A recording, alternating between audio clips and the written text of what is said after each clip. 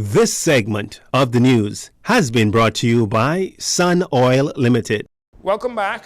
Matters related to promotions and confirmations owed to social service workers are hoped to be completed by the first quarter of 2023. This according to State Minister for Public Service, Pia Glover-Roll, who while speaking with reporters, revealed that the government is working diligently on making sure public servants receive what is owed to them not too far into the new year. We're working as best we can. We did run into minor issues with the social services files in terms of a lot of missing documentation. We've been working very closely with the Human Resources arm of Social Services Department to make those files ready. Some have already been progressed to the Commission. The Public Service Commission was due to break last week and have committed to work into this week specifically to handle the social services promotions and confirmations. We're working diligently on matters that have been long backlogged that we are ensuring that in short order will be rectified. When asked to give exact figures, Mrs. Glover-Roll says she does not know how many matters have been processed so far, though she says she did attempt to obtain that information. This isn't relative to numbers. I know we have about 4 trolleys that went down to the Commission. So I don't want to give numbers because I'm not sure, but a good batch has gone down. And we're waiting, those that we're still processing, generally we're waiting on documents. Realistically, the Public Service Commission has agreed to have a special meeting this week. After this week, we basically won't have them doing any processing. So I'll say in January, they'll start to see some of their letters come out. The Public Service Commission is having to deal with decades of backlog issues with regards to social service workers, resulting in a number of files still being processed, according to the State Minister. Police on 2 family islands are seeking the public's assistance in locating 2 missing people. Police on Ackland say 49-year-old Berth May Williams, a resident of Delectable Bay, was reported missing by her family around 6:15 p.m. on Monday. Williams was last seen in bushes near her residence after collecting cascarilla bark. Now, while police did make checks of her residence and the surrounding community, they were not able to locate her. Meanwhile, on Exuma, police are looking for Boston, Massachusetts native Bashir Hashim.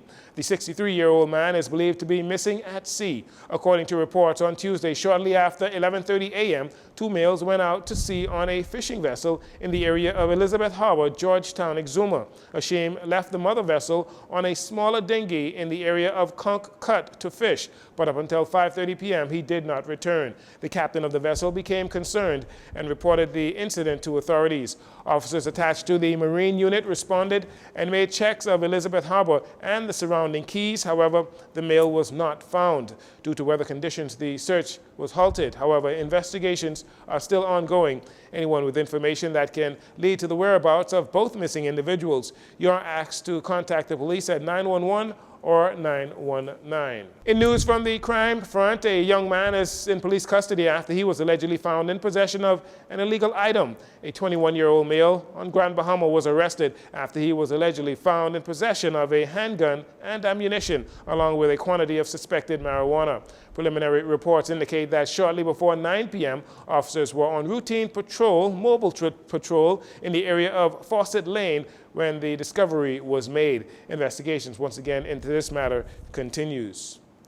Members of the disabled community, along with sponsors, celebrated those supporting and making a difference in the disabled community on Wednesday with the 2022 Disability Awareness Icon Awards. Disability Awareness Week was observed December 1st to the 7th.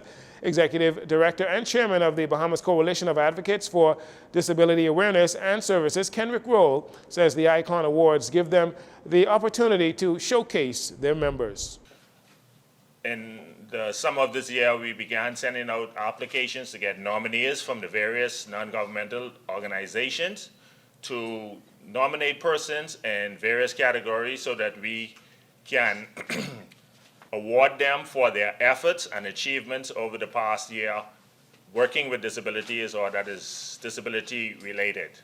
This is our second year hosting this event, and we are proud to be giving out awards this afternoon in the area of Catalyst of Change Group Award, Special Advocacy Group Award, Special Advocacy Individual Award. We also have an award for the Volunteer of the Year, an award for the Self-Advocate of the Year, Board Member of the Year, Educator of the Year, and also Male and Female Sports Athlete of the Year. One of the main issues in the disabled community is accessibility. When asked what can be done to help, he encourages the public to not park in disability parking spaces. That is one of the key things we are advocating for, because there really isn't a penalty in place, but we expect some things to happen within the first quarter of next year. But please, if you don't have a disability or the sticker, please don't park in the handicap spots. You know, a person who really needs it would benefit from more. You could get a little exercise from taking a longer walk, so you could not do that, and you can encourage others not to do so. And of course, donations, whether it be monetary or other stuff, are always welcome, because we're always trying to find avenues to include persons with disabilities in daily life. Any organizations or members of the public that would like to get involved in supporting the disabled community, the executive director has this to say. Well, it is easy to make contact with the National Commission for Persons with Disabilities or the Disability Affairs Division. You can get a listing of the various non-governmental organizations that deals with persons with disabilities, and volunteer your services, get involved, because today they're doing the work for themselves, but they can also be doing work for you tomorrow, because disability is something that can happen to somebody in an instant. For those who missed the various events this month, Mr. Rose says the public can look forward to another talent night in the new year. And finally, BTC is at it again with the holidays just around the corner. Bahamas Telecommunications Corporation is partnering with the Bahamas Red Cross just in time for the return of their annual Red Cross Ball with a cash donation of $20,000. Company CEO Samir Bhatti making the presentation. As the platinum sponsor of its upcoming ball. After a 2-year hiatus, the 49th Red Cross Ball is slated to be held next month, January 28th, at the Grand Ballroom of the Atlantis Resort on PI.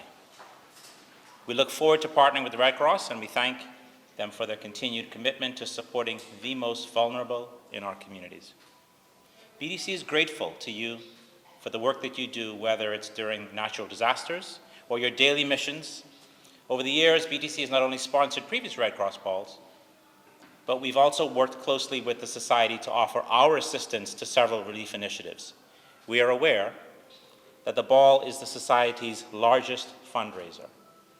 So BTC was fully on board to lend our support as a platinum sponsor this year, because there is always a need for this organization to assist others. Director General of Bahamas Red Cross, Kimberly Thurston, during her response, expressed great appreciation to BTC for their sponsorship, adding that the donation will go a long way in assisting the nonprofit organization in their future endeavors.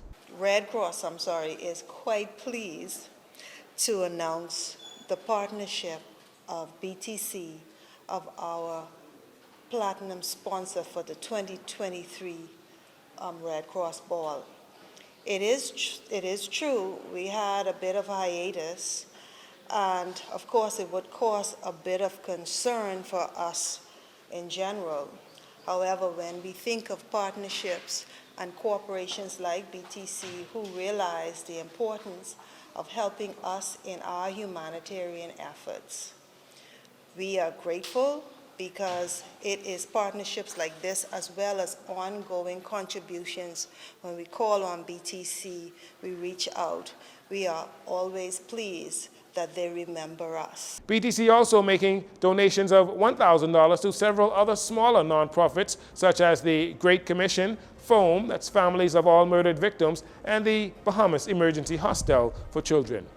And that'll do it for your JCN Evening News. Once again, I'm Jcn Saunders. It's a pleasure to have you join us. This segment of the news has been brought to you by Sun Oil Limited.